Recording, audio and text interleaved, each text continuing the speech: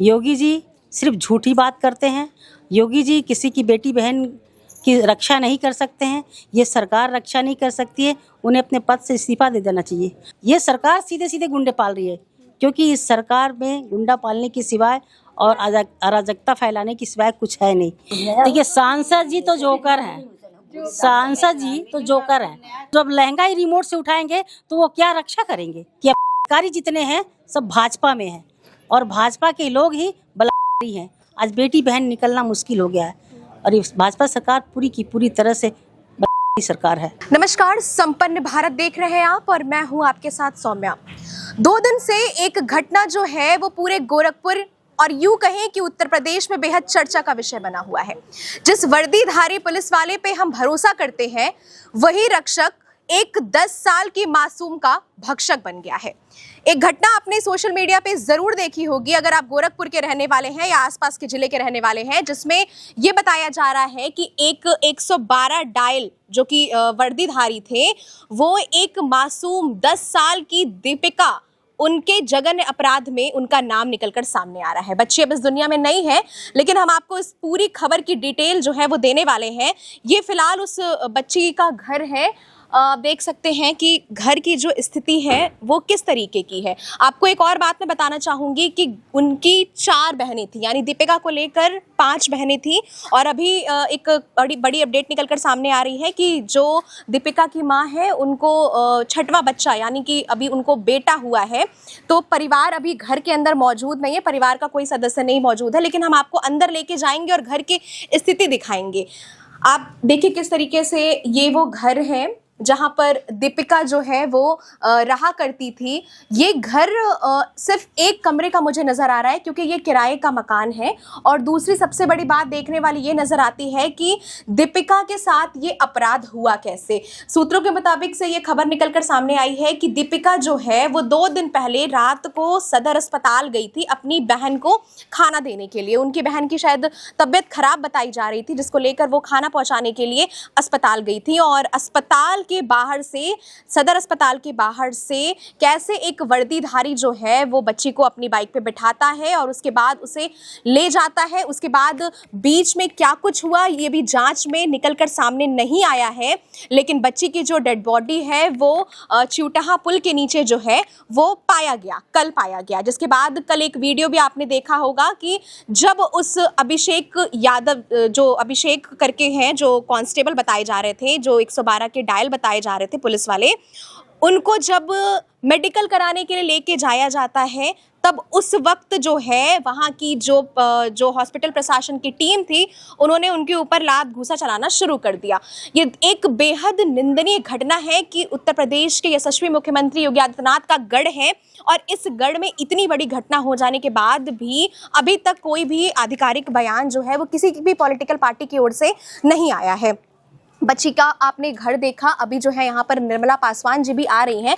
क्या कुछ बात उनसे होती है, पहले उनसे बात करते हैं, फिर आगे आपको अपडेट देते हैं। तो ये वो मोहल्ला है जहाँ पर दीपिका रहा करती थी। आप देख सकते हैं किस तरीके से यहाँ पर पुलिस की फोर्स भी मौजूद है और तमाम सारे जो लोग यहाँ रहते थे वो भी अपने घरों से निकल कर इस पूरे नज़ारे को देख रहे हैं। कहीं ना कहीं एक देखने वाली बात यह है कि दीपिका यहाँ पर किराए के मकान में रहा करती थी। वो स्थानीय रूप से जो है वो आजमगढ़ की रहने वाली थी और यहाँ पर जो है उसके पिता ई रिक्शा चलाते थे।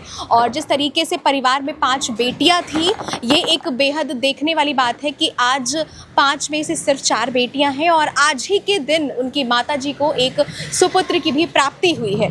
जिस तरीके से हमारे देश में आए दिन रेप के केसेस बढ़ते जा रहे हैं, कहीं ना कहीं सरकार को इस पर ध्यान देना होगा। अगर सरकार इस पर ध्यान नहीं देगी तो कल को ये जो संख्या है वो और भी ज़्यादा बढ़ सकती है। हमारे साथ अभी निर्मला पासवान जी मौजूद हैं जो कि पीड़ित के परिवार से मिलने आई थी। आइए इनसे बात करते हैं और जानते हैं क्या कुछ कहना चाहेंगी।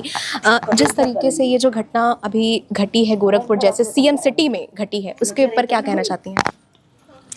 देखिए, आपको बता दें कि इस हफ्ते में 2 घटनाएं घट चुकी हैं और महीने की चौथी घटना और हफ्ते की दूसरी घटना है। और सबसे ही शर्मनाक और दर्दनाक की बात है कि इस सरकार में योगी जी कहते हैं कि बेटियां सुरक्षित हैं, यहाँ सभी लोग सुरक्षित हैं। तो हमें तो नहीं लगता है कि बेटियां सुरक्षित है।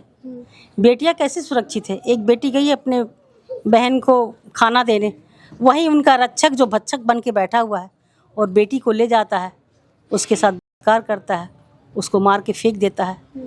कहाँ का न्याय है? हमें तो लगता है कि ये गुंडा राज है। उत्तर प्रदेश में जितने गुंडे हैं सब घूम रहे हैं और वही काम कर रहे हैं। जब ये पहले सस्पेंड था तो इसको बहाल करने की क्या ज़रूरत थी? अगर वो बहाल नहीं हुआ रहता और उसको तुरंत नौकरी से निकाल दी रहती तो आज ये नौबत नहीं आती। लेकिन ये सरकार तो गुंडे पाल रही है।